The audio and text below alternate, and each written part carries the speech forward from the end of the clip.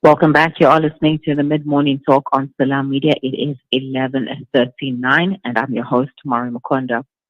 So it is time for my journey to Islam, and my guest for today is Ibrahim Ndamase. Ibrahim is going to take us on a journey of how he reverted to Islam and the impact that taking the Shahadah has had on his life. Let's chat to him and find out. Assalamu alaikum wa rahmatullahi wa barakatuh, Ibrahim, and shukran for joining me. Walaikum salam wa rahmatullah. Alhamdulillah, we thank and praise Allah subhanahu wa ta'ala, sister. Alhamdulillah. Now, I had your wife on the show before, and then she told me that you have a beautiful story to share. So, Bismillah, why did you choose Islam, and what attracted you to this deen? Oh, Alhamdulillah. Thank you so much, Sister Miriam. Let me get straight to my story. It was in 1998. I remember we just came from, it was in school where we had just come back from the holidays, the Easter holidays, around about this time, where one of my friends came back and he was wearing a kufiya, a topi. And me being very forward, very wanting to know what is wrong now, what is this headgear that you are wearing, and what it's all about and everything. He then explained to me about Islam, and I had actually the wrong concept and the wrong idea and the wrong theory, wrong everything about Islam. So we went into an argument where I was telling him that, no, they worshipping idols and all this. You see, from our background, from the location, whenever you've seen an Indian, you thought that it was Hinduism. You see, so that's the idea that we all had. So I took him on, and he then decided that around lunchtime, let's go to our mosque, our masjid, and see for yourself if you find any statue there. If you find any idol, then you shall have won. But I promise you from now that there is no any form of picture or whatever that is inside our worship structure. So we then went over, and Alhamdulillah, what I've seen there was very, very amazing. We found a sheikh there, and he explained to me.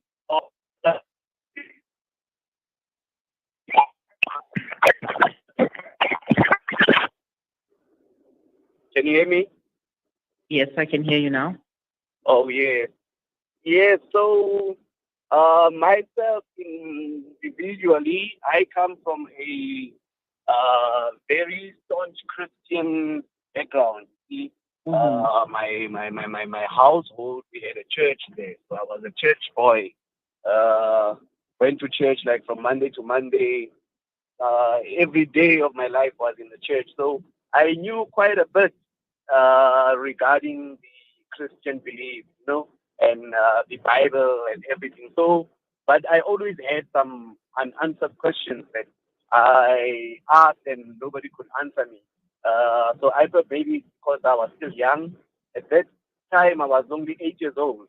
So I always had these questions as to why are we praying to Jesus and why is he in this form? But you see, I had quite a bit of a knowledge, and when I got exposed to Islam, everything that I was actually looking for, I found some answers to it, which then triggered my interest to go and search for more knowledge and information, actually, more information as to what is actually happening. So immediately after the Sheikh sat me down and spoke to me, I then started attending after school madrasa classes, where we were taught about Ebrahim alayhi salam and all the prophets of Allah, like how they are only prophets and none of them are God, and how we're not supposed to be associating any partners with God. Only God does, only God gives, only God takes. See, all that, this was just a beginning of my interest towards this religion. So from there onwards, I started keeping my routine scheduled work. You see, like after school, I was supposed to be in a choir practice. Now I had to skip my choir practice to go for a madrasa class.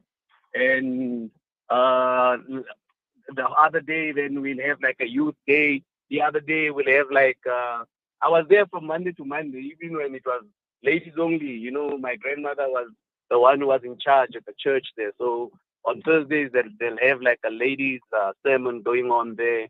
And I would be there, you know, making tea for the gogos there and this and that. So Mm-hmm. I was there like every day of my life. So Mm-hmm. they picked up at home. I'm just gonna uh, cut it short. It's quite a long story. So I'm just gonna give Mm-hmm. you the important pointers of it. So they picked up at home that there's something wrong with this chap. He's like being absent every day of his life, and I come back home late now. You know, so it's just unlike me. It's none of my behavior there.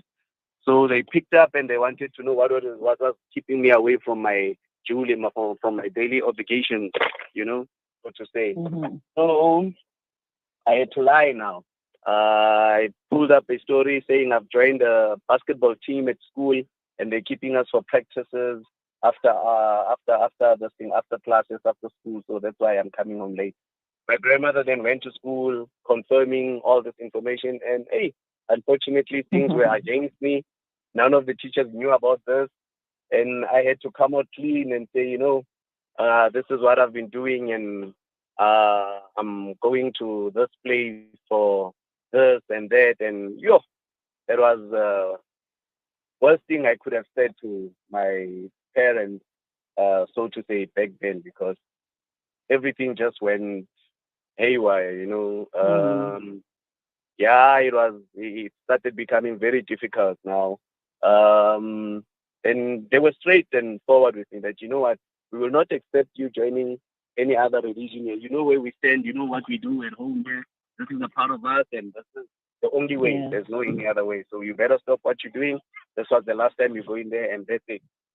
So at the madrasa, Alhamdulillah, fortunate enough, I was one of the learners. We were the first generation of Muslims there in Shampo. So Islam was like brand new with us there. So I Mm. was one of the first kids, me and this friend of mine were the first kids to be in that madrasa class and everything. And Alhamdulillah, I was doing so well already, learning with Mm. passion.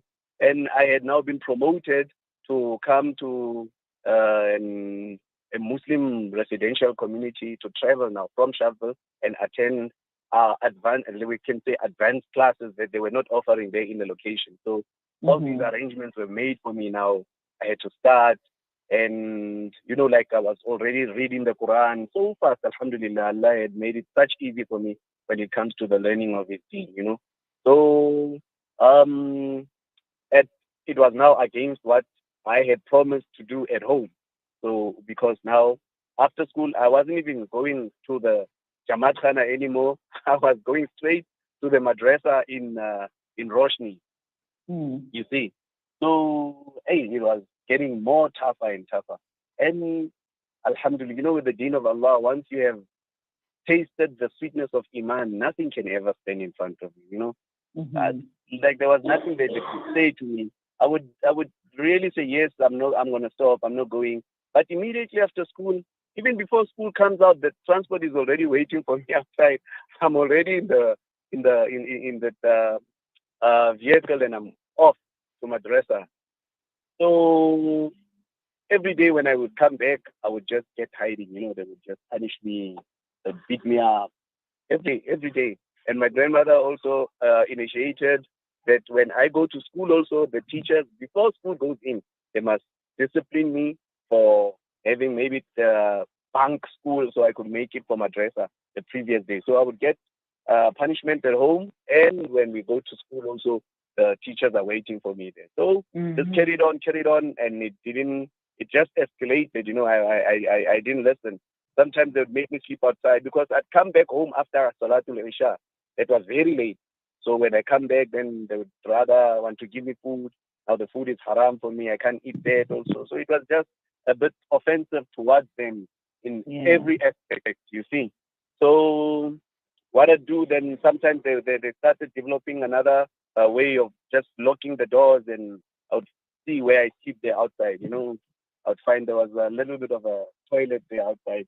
I'd open up and I'd sleep there. In the morning when I wake up, try and go in the house, get my 1, 2 smacks, lashes with a cane, prepare for school, and that was it. Until I managed to involve our sheikh there and told him, you know what, I'm having difficulties at home, so I think I'm just going to stop becoming a Muslim because it's just not in my favor. I really love the religion. I don't know how to stop also, but it's already in the system. But I can't manage to really go on like this every day in my life. I'm bruised, it's painful, I cry so much because I was living with my grandmother. My mom was actually living somewhere else. She wasn't living with us. So I'm like a gogo's child. She was very dear to me. I gave her hope, so she wanted the best for me. She was actually thinking I'm going to become the next priest there and whatever. So she also had high hopes for me. So this was like a bit of a disappointment to her, being so ignorant about this religion also, the main fact about her behavior and everyone, it was the jahalat, they were ignorant about it. Hence I mentioned that we were like the first generation of Muslims there in that locality. So everything was just new, the dress code. I mean, what we're reading, I wouldn't even be able to practice my sabbath. All the asbab that I have in my household, it was yo, like you're bringing all these devil things in my house, and immediately they would be thrown outside and this and that. You see all those type of behavior. But Alhamdulillah, Sheikh then he agreed to help me. And one night after Salatul Isha, then he accompanied me home with a few elders. I think it was 3 of them, yes. And they went home with me. And this was it now. And we went home. Then I actually thought maybe I called them so they could explain on an adult level that what is Islam all about. We're not actually worshipping the devil, because they thought Islam is about devil worship. Eventually our Muslim ladies also in hijab and niqab, in black clothing and all that. So they really associated it with something that was not even that it was not. So this was my whole idea, that our sheikh would really try and reason and show them in an adult level that this is what's happening, this is how it has been all the time, and this is how the world works, and this is the only way and system of life and everything. Like how he explained to me, and I understood, and I was hoping they would understand and they would also accept the faith and move on. But that was the day. Then my family decided that I need to make a choice now between them or this religion. You see, when the sheikh and those people came at home, then the only thing that was discussed is, are you staying here? If you're staying here, you must know it's over, and you tell these people from now on that they will never see you ever again. Or are you going with these people? No, I'm just on a phone. Hello, how are you? I'm okay. Sorry. Hello, how is it? All right. So I had to. Yes, so I had to now. This was the outcome of this meeting, where I had to now decide and choose and make like a life decision, because this was a life decision. If I leave my place, my family, it means I break all ties, no relations whatsoever. I'm gone. They are disowning me. They don't want anything to do with me anymore, ever again. So the decision that I took there was positive on my end, where I decided to go and leave my family and just start my new life. I mean, it had to come to that. Okay, there's no bread. Ibrahim, I'd like to continue with the conversation, but unfortunately time is not on our side. So we will leave it there for now, inshallah, and maybe catch up again another time. Shukran so much for the chat thus far, and keep well. Assalamu alaikum. That was Ebrahim Ndamase sharing his journey to Islam, a very inspiring story already, one that he had to leave his family behind to follow the path of Islam and to learn the deen. I think we will catch up with Ebrahim again to hear more of his story, inshallah. Do stay with us. We will be right back.